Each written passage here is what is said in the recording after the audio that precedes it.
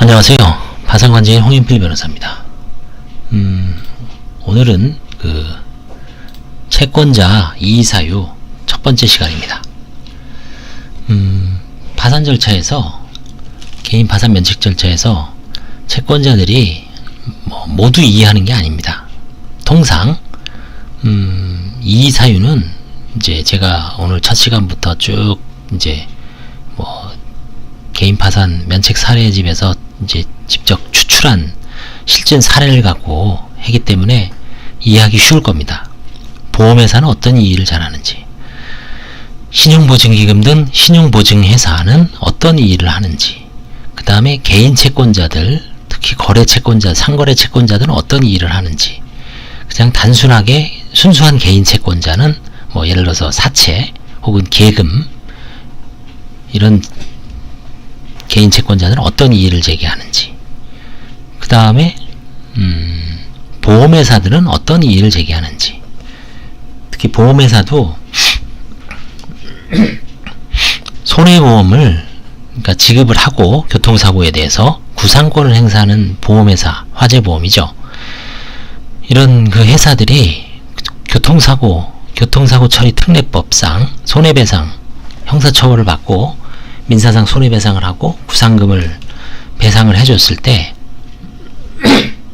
어떤 유형으로 이의를 제기하는지, 그 사유가 약간 특색이 있습니다. 그래서 그런 특색을 잘 살펴보면 본인의 장래 채권자들이, 개인 파산에서 나는 이 가능성이 있구나, 나는 이 가능성은 없구나, 그거를 좀 예측을 해볼 수가 있습니다. 자, 그럼 오늘 이제 한번 보겠습니다. 구체적으로.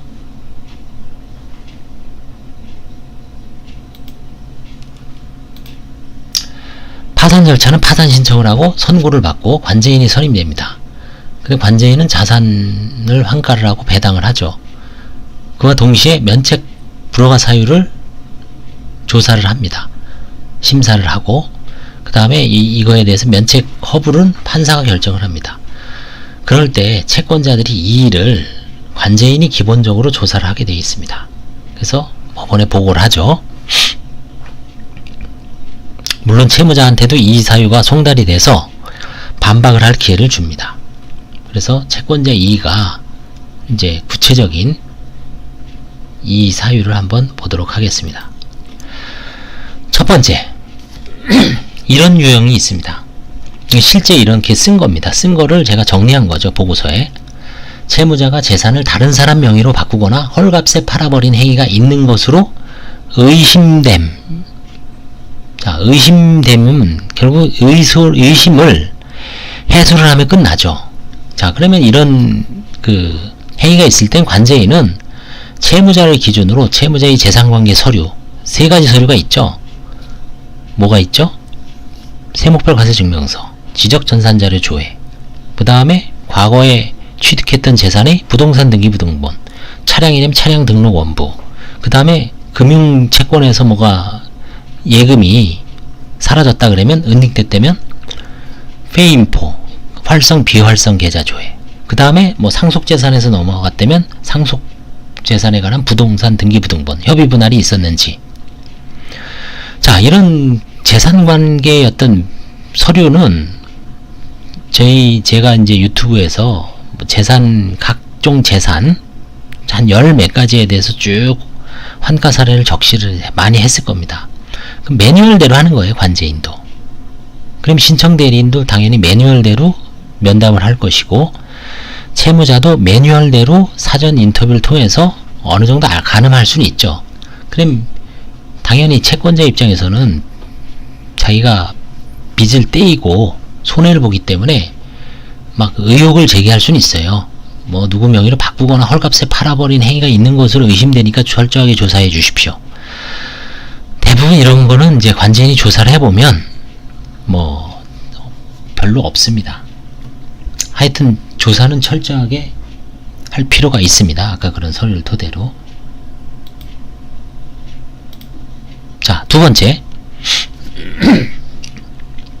채무자가 다른 채권자들에게는 채무를 변제하였으나 이 채권자 본인에게는 조정결정이 있음에도 단 한 차례의 돈도 안 갚고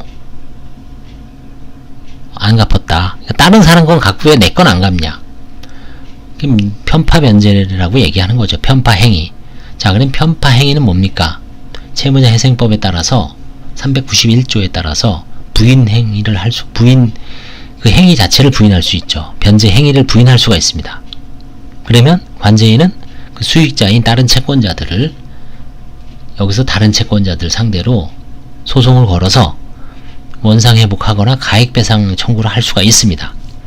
그게 이제 부인권 대상 행위가 될지 안 될지를, 또 실효성이 있을지 없을지, 소송 행위가 되더라도 그 사람이 아무것도 없어요. 개털이에요. 그럼 재산조사까지 할 수 있습니다. 관제인이. 그래서 그냥 뭐 편파 행위가 있다고 그래서 소송 내지르면 그건 수십 건도 할 수가 있어요. 소송은. 근데 그 상대방이 재산이 있는지 없는지를 관제인이 또 법원에 통해서 재산 조회를 할 수 있기 때문에 그것까지 다 번거롭지만 그걸 다 해서 편파 행위에 대한 부인 행위가 가능하더라도 실효성까지 염두에 두고 조사를 수행을 해야 됩니다. 하여튼 이런 거는 좋은 이의사유라고 볼 수 있습니다. 세 번째, 채무자가 제시한 아파트 임대제 보증금이 자녀들이 마련한 재산이라고 주장합니다. 아마 자녀 명의로 보증금이 예를 들어서 5천 있다고 칩시다. 서울에. 근데 이제 채권자는 뭐냐면 그 당시에 취업 준비 상태였던 자녀들이 재산으로 보기 어렵다.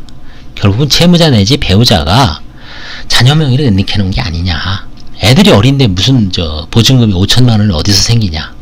이런 의혹을 제기하죠. 그 다음에 이 사건 파산 신청 당시 채무자가 월 162만 원의 소득이 있어요. 162만 원이 있고 이제 1인 가족이면 지금 109만 원입니다. 62-9면 53만 원. 개인 회생이 가능하기 때문에 이거 파산을 들어온 거는 좀 절차의 남용이 아니냐. 이런 의견을 제시하는 거죠. 이거는 이의사유라기보다는 의견을 제시할 수 있습니다. 판사가 관제인한테 이 소득이 맞는지, 이 소득이 3년에서 5년 동안 진짜 꾸준히 발생할 가능성이 있는 정규소득인지, 아니면 그냥 우발적으로 162만 원을 벌 수도 있고, 예를 들어서 건설일용직 봅시다. 많이 벌 때 200도 말 수 있어요. 근데 팔이 날리는 날은 겨울이나 우리나라에는 연간 150일 동안 일을 못합니다. 대한민국은. 건설 거기에 그 추운 날하고 비 내린 날은 못하게 돼 있어요. 150일. 물론 요즘은 아주 추운 날도 아파트 같은 거 올릴 때 막 불 피워갖고 공사를 땡기기 위해서 뭐 한다고는 하지만, 기본적으로는 그 관계 법규에 150일 정도는 일을 못해요. 대한민국에서는. 그래서 그런 건설일용직은 이 소득이 들쑥날쑥하죠. 그렇죠? 그래서 이제 이런 의혹이 이제 제기됐으면 냉정하게, 그럼 관제인은 철저하게 중립적인 입장에서 조사를 하면 됩니다. 자, 채권자가 이런 이의를 제기했으니까 채무자 당신은 애들이 소득이 있는지, 재직증명서, 취업증명서, 소득금액 증명서, 뭐 근로소득 원천징수 영수증, 뭐 이런 거를 내십시오. 급여 통장, 이런 걸 내면 자녀들이 충분히 세무서에 가서 소득금액 증명만 띄워도 이 연봉이 나오죠. 쫙쫙쫙 나옵니다. 3천, 5천, 7천, 1억. 아, 이건 능력이 된다. 끝. 그리고 요즘 전세자금 대출 많이 해주죠. 그런 거 필요 없이 그냥 자녀 명의로 전세자금 대출 3천 혹은 5천 받았습니다. 뭐 은행에 가서 딱 띄워냅니다. 전세자금 대출 증명서. 끝. 그 다음에 이 소득도 마찬가지죠.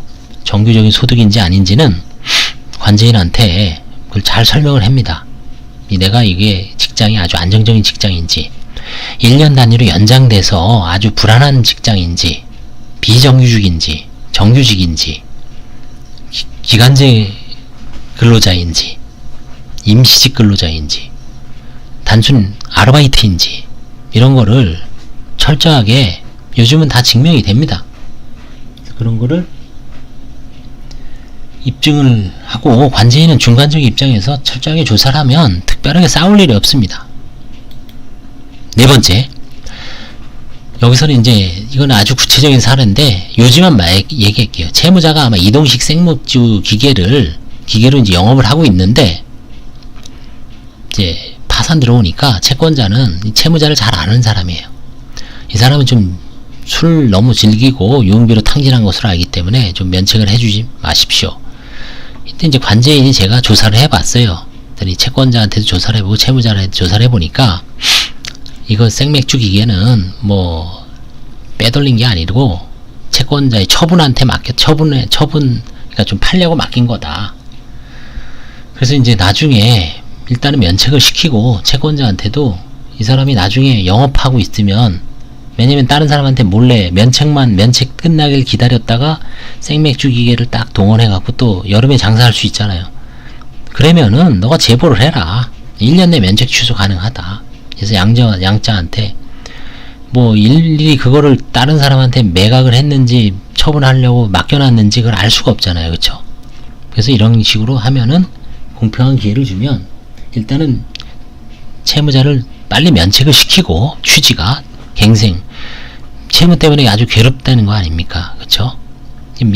뜯기는 사람은 억울하지만 일단은 평등하게 다 면책을 해야지 이 사람 채무만 할 수 없죠. 다만 재산 처분, 이게 생맥주기가 크게 무슨 재산적 가치가 있는 건 아니고 중고로 매각을 했다면 얼마 못 받을 거예요. 이게 면제재산 범위 낼 거라고. 900만원 미만이면 면제재산이잖아요. 지금은 1110만원이죠. 생계비에 쓸 수가 있죠. 굳이 한가를 안 하더라도. 그래서 이런 사유는 아주 채권자만 면책 이의 사유를 제기할 수 있는 거죠. 생맥주, 이동식 생맥주가 뭔지 몰라도 하여튼 뭐 길거리에서 생맥주를 만들어서 팔 수 있는 그런 기계인 것 같아요.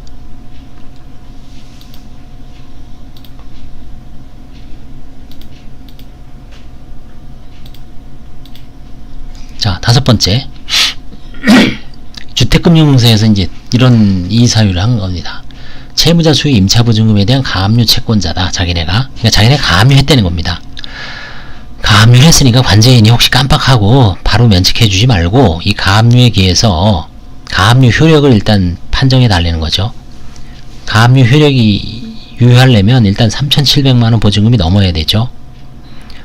아마 자기네가 대출을 그 이상을 해줘서 알 수 있을 거예요, 얘네들은. 그 다음에 그 가압류가 일단 효력이 있으면 면제재산 범위를 초과하면 일단 환가 대상이죠. 그 다음에 다른 경합자는 있는지 그런 거를 다 조사를 해달라는 겁니다. 그렇죠? 그래서 이런 거는 뭐 제보를 하는 거죠. 정확하게. 왜냐면 채무자는 가압류가 없다라고 생각을 하고, 혹은 가압류 존재를 모르고, 혹은 깜빡하고, 혹은 알면서도 그냥 뭐 귀찮아서, 아니면 법률을 잘 몰라서 신청서에 제대로 안 쓰는 경우도 있어요. 대리인이 잘 체크를 해줘야 되는데 뭐 모르고 넘어가면 또 나중에 이런 식으로 채권자가 또 여러 단계에서 걸러지죠. 그쵸? 이게 이제 이 개인 파산은 사실 걸르는 단계예요. 채무자가 본인이 스스로 걸르죠. 아, 나는 면책이 될지 아니면 기본적인 재산이 있는지는 자신이 가장 잘 알죠. 나는 별 문제가 없을 것 같다라고 했는데, 이제 대리인이 의사라고 합시다. 의사가 이제 이렇게 쭉 진료를 하죠. 처방을 해요. 1차 진료 기간이죠. 동네 의원이라고 합시다. 별 문제가 없어요. 그냥 면책될 것 같습니다. 근데 나중에 보니까 조금 더 문제가 있는 게 있어요. 무슨 뭐 이제 자신이 없어. 그럼 큰 병원으로 가십시오. 대학병원으로 가십시오. 거기서 MRI를 찍습니다. CT를 찍어요. 근데 엑스레이를 찍어요. 보니까 재산에 무슨 문제가 있어요. 뭐 상속재산이 발견되고 집을 처분한 재산이 막 튀어나옵니다. 뭐 이렇게 보증금이 압류가 된 게 나와요. 그러면 이제 결국은 또 수술을 하거나 더 깊숙이 이제 조사를 하죠. 이런 식으로 계속 걸르는 거죠. 그래서 첫 번째 한 70-80%는 그대로 걸려지고, 나머지 30%는 이제 심각한 문제가 발생하고, 그 중에서 뭐 한 3%, 4%는 이제 면책을 관두는, 뭐 취하거나 기각, 불허가가 되는 사안이 한 1, 2% 나오죠. 걸르는 과정입니다. 그래서 이제 각 단계별로 정보를 이런 식으로 해서 이제 채무자가 깜빡하더라도 또 채권자가 이런 식으로 뭐 이제 견제구를 날리는 경우가 있습니다. 여섯 번째, 이것도 마찬가지입니다. 주택금융공사가 채권자의 급여에 가압류를 했다라고 주장을 합니다. 그럼 이제 관제인 의견은 그래요? 옛날에 이제 150만 원이었거든요. 급여 제한이. 채무자의 급여가 150만 원 미만입니다. 그래서 압류 효력이 이게 불가능하므로 추심을 불가능합니다. 채무자가 이제 어린이집 교사였어요. 100만 원 급여입니다. 그럼 이거는 설사 급여에 가압류를 하더라도 그 효력이 없는 겁니다. 나가리입니다. 속칭. 일곱 번째, 배우자 및 자녀들을 상대로 한 이의신청. 아까 첫 번째하고 비슷하죠. 채무자의 배우자가 99년에 2007년까지 근로소득이 있는 점. 이거는 뭐 배우자가 소득이 있다는 게 이의사유는 아니지만 좀 먹고는 산다 이런 좀 정황을 주장하는 거고요. 실제는 이 두 번째죠. 부동산을 헐값에 처분한 것으로 보이는 점. 이 부동산을 진짜 헐값에 처분했는지 아니면 뭐 정당한 처분인지, 이거는 그 다음에 그 처분 대금의 사용이 정당한지 이걸 좀 조사를 해달라는 얘기죠. 그 다음에 세 번째, 자녀들이 근로소득이 있는 점. 이것도 이 사유는 볼 수 없어요. 다만 배우자하고 자녀들이 근로소득이 있다. 이런 경우에는 배우자 및 자녀들의 어떤 이제 근로소득이 있으니까 재산이 형성되는데, 혹시 거기에 채무자의 재산이 일부 섞여 들어가서 보태서 이제 형성이 되는 경우도 있기 때문에 그런 취지라고 또 볼 수도 있습니다. 마지막으로 네 번째, 자녀에게 부동산을 명의신탁한 정황. 그렇죠. 이런 거죠. 명의신탁한 정황이 있으므로, 이 명의신탁인 건 자기 거를 옮기는 경우는 눈에 뻔하죠. 그런 경우는 뭐 거의 관제 사건에서도 없습니다. 그런 거는 이제는. 일단은 어떻게 돈을 마련한 다음에 최초 취득부터 일단 자녀 명의로 들어가는 거죠. 그러다 보니까 이제 이게 자녀 건지 채무자 건지는 이제 판단 방법이 있어요. 결국은 재산을 형성하려면 근본적으로 소득이 있어야 되겠죠. 아니면 이전 자산이 있어야 되겠죠. 기초가. 자녀의 어떤 소득이라든가 경력, 그렇죠? 언제 취업을 했는지, 취업을 하고도 돈을 벌 만한 소득인지, 취업을 했는데 뭐 쥐꼬리만한 월급, 최저임금이에요. 예전에 한번 제가 십몇 년 전에 어떤 아주머니 보증금이 아들 명의로 뭐 한 6천 있는데 아들이 어려요. 한 24살인가? 뭐 그때 뭐 알바해서 집을 샀다라고 참 어이없는 주장을 해서 그때 뭐 면책 불허가 됐는데, 황당한 주장을 하는 분도 많아요. 가끔. 그래서 철저하게 이제 관제인은 객관적인 입장에서 조사를 하면 됩니다. 여덟 번째. 이건 이제 뭐 그냥 요지만 말씀드릴게요. 이거 뭐 이제 어떤 관광버스를 뭐 매각을 하고 어쩌고저쩌고 했는데, 취지는 결국은 편파변제했다. 내 돈은 안 갖고 다른 사람 돈만 좀 갚았으니까 이 편파변제가 명확하니까 관제인이 부인권 행사를 해달라. 그럼 관제인은 뭐냐면 이런 제보를 받았죠. 채무자를 조사해서 이게 맞는지 아닌지, 아니면 뭐 오해가 있는지 잘못 알고 있는지 그걸 조사해서, 만약에 이게 편파행위가 명백하다 그러면, 편파행위가 명백하다고 소송을 하는 건 아니라 그랬죠. 편파행위가 명백하더라도 그 상대방이 재산이 있어야 되잖아요. 재산 조사까지 해야 돼요 또. 그래서 어려운 겁니다, 부인 소송이. 아홉 번째, 채권자 이 생명보험회사는 채무자의 명의로 보험을 아들 명의로 변경함으로써 재산을 은닉하고 주장합니다. 이거는 이제 보험사도 변경부서하고 뭐 이 해약환급 담당 부서가 다 다르죠. 그렇죠? 그러니까 일단 처음에 변경해 줄 때는 이 사람이 파산을 앞두고 있는지 이런 건 심사할 수가 없죠. 그냥 변경이 허용되면 뭐 원칙적으로 해줍니다. 해주고 나서 나중에 보니까 일을 한 겁니다. 43만 원에 불과하다. 그러니까 넘어가야 되죠. 이런 경우는. 아들도 불입하고 있고. 자, 마지막으로 재산 은닉을 주장합니다. 모든 재산을 처자녀에게 재산을 인계하고 파산을 신청했다. 이런 경우가 있을 수 있겠나요? 이것도 뭐 결국은 그러면 처의 세목별 과세증명서, 재산 지적전산 자료 조회, 자녀의 세목별 과세증명서 이런 거 다 요청하면 됩니다. 진짜 이전 냈는지. 그 다음에 처는 미장을 운영하면서 수입이 있다. 이건 뭐 처의 재산이죠. 그쵸? 하여튼 은닉 주장하는 거니까 공평하게 주장을 하면 됩니다. 그래서 그 채권자 이의 사유 뭐 한 10가지를 봤는데요. 채권자 이의 사유는 그 아까도 말씀드렸지만 이제 향후 오늘 제가 한 10개를 봤죠. 이 10가지 중에 이제 뭐가 대종입니까? 결국 다 재산을 뭔가 은닉해 놓은 게 아닌가. 그쵸? 재산을 아들하고 자녀, 배우자 명의로 좀 은닉하거나 이전해서 파산 신청한 게 좀 의심스럽다. 이런 걸 좀 철저하게 조사해 달라는 얘기고, 이런 이의가 있으면 서류를 지금 14가지가 아니라 아무리 줄여도 관제인은 개입을 해서 철저하게 요구를 합니다. 현행 제도 하에서도. 저런 요구가 없으면 원칙적으로 그냥 채무자 것만 보고 넘어갈 수밖에 없습니다. 그래서 채권자들이 좀 적극적으로 절차에 참여해서 좀 채무자가 좀 재산에 어떤 은닉을 했는지를 적극적으로 만약에 알고 있다면 제보를 하는 게 중요합니다.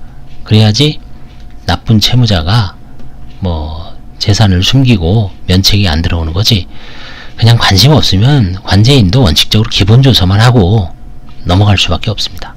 예, 오늘은 채권자 이의 사유 10가지를 지금 기본적으로 봤고, 다음 시간에도 한 10가지 정도를 한번 다시 보도록 하겠습니다. 감사합니다.